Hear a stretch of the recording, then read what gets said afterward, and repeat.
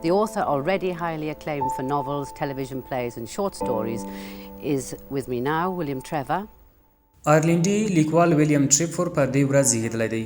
ویلیام ټریفور له نن څخه 93 کاله پخوا د 1928 د مې میاشتې په 24مه آیرلینډي لیکوال ویلیام ټریفور چې د انګلیسي ژبې د لنډو کیسو او ناولونو په لیکلو کې ډېر لوی نوم لري.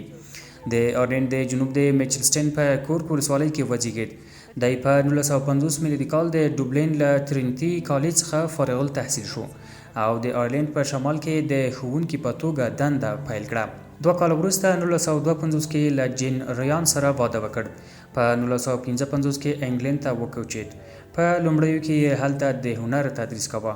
وروسته لندن ته لاړ او د 1960 لسیزې په لومړیو کې د اعلانونو د چاپ د حق د سمبالونکي په توګه کار مخ ته وړه. ټریفور په دې موده کې د ناولونو او لنډو کیسو ټولګې چاپ کړي دي. د لومړنی ناول سټانډارډ اف بهیورز نومېده چې په 1958 میلادي کال کې له چاپه راووت، خو د دوهم اثر چې د اولډ بایز نومېده او په 1964 کې چاپ شو شهرت ور په برخه کړ. له دې وروسته ټریفور د انګلند یا انګلیسان ډیفون ته لاړ او هلته یې خپل ټول وخت لیکوالۍ ته ځانګړی کړ.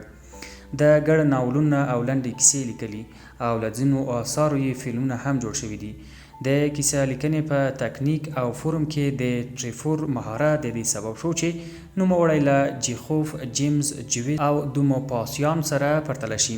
ګراهم ګرین په یوه کره-کتنه کې چې په 1915 کې د ټریفور د لنډو کیسو پر ټولګې ولیکه، دا اثر د جیمز جویس د ډوبلینیانو تر ټولګې غوره وباله. ویلیام ټریفور د 1914 د نومبر په 20 د انګلند په سامرسیټ کې د 88 کلونو په عمر په حق ورسید.